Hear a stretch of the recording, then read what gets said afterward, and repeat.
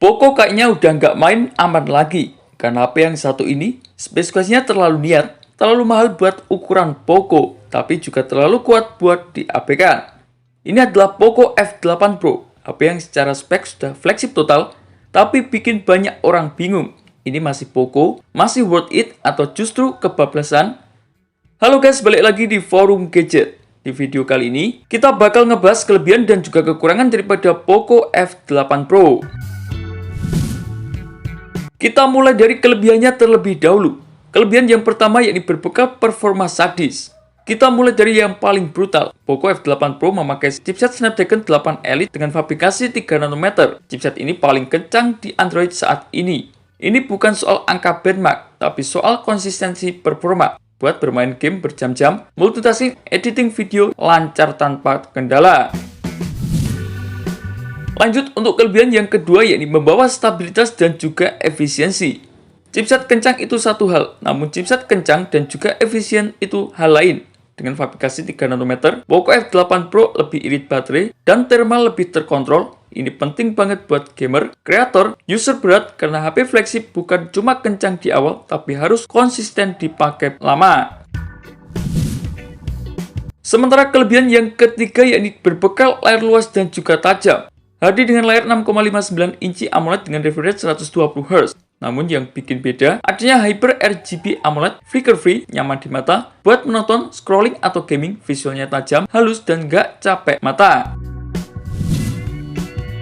Beralih ke kelebihan yang keempat, yakni berbekal baterai jumbo. Kelebihan yang jarang di HP kelas flagship. Ini menarik, di saat HP flagship lain baterainya di kisaran 5000 mAh, Poco F8 Pro memberikan baterai 6210 mAh. Artinya pemakaian harian lebih santai, screen on time lebih panjang, nggak perlu ngecas berkali-kali. Buat user aktif, ini menjadi nilai plus besar. Masih soal kelebihan, yang nomor 5 adalah pengisian cepatnya cukup gila. Baterai segede ini biasanya lama ngecas, tapi tidak di sini. Poco memberikan fast charging 100W hypercharge, cas sebentar langsung kebaca, cocok buat yang sibuk, nggak ribet nunggu lama. Ini kombinasi yang jarang ditemukan karena baterai gede dan juga casnya super kencang. Lanjut untuk kelebihan yang keenam yakni membawa kamera utama dan juga telefoto yang lebih nyata. Poco F8 Pro hadir dengan kamera utama 50 megapiksel dengan fitur OIS. Telefoto 60 mm. Telefoto ini penting karena potret lebih natural, zoomnya lebih kepake, lebih fleksibel buat foto harian. OIS juga bikin fotonya lebih stabil, videonya jauh lebih smooth. Sementara untuk kelebihan yang ketujuh yakni audio dan juga build yang naik kelas. Speaker stereo dengan tuning dari Bose, suaranya lebih balance, lebih lantang, lebih enak buat nonton ataupun gaming. Tambah adanya sertifikasi IP68 yang tahan air dan juga debu. Build premium daripada Poco F8 Pro ini udah bukan HP kaleng-kaleng. Sedangkan kekurangan yang harus kalian perhatikan. Yang pertama yakni kamera ultrawide-nya masih standar. Sekarang kita bahas kekurangannya. Kamera ultrawide-nya bukan yang paling unggul di kelas flagship. Masih bisa dipakai, tapi kalau dibanding dengan Samsung, Vivo, atau brand kamera sentrik, hasilnya belum cukup memadai.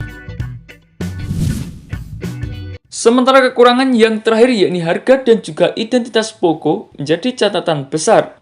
Ini poin yang paling krusial. Dengan harga 8,5 jutaan, Poco F8 Pro sudah masuk wilayah flagship serius. Dan di sini muncul pertanyaan, masih value Poco atau Poco sudah berubah arah? Buat sebagian orang ini adalah upgrade. Poco makin dewasa, namun buat fans lama terasa mahal, tidak brutal murah lagi. Jadi Poco F8 Pro ini adalah HP yang sangat kencang, sangat lengkap, sangat matang. Tapi juga bukan Poco murah, sudah naik kelas, harus benar-benar sesuai kebutuhan yang kamu inginkan. Dan itulah beberapa informasi mengenai kelebihan maupun kekurangan daripada Poco F8 Pro yang berhasil tim Forum Gadget rangkum. Terima kasih telah menonton video ini. Jangan lupa like, komen, dan share agar channel ini bisa terus berkembang.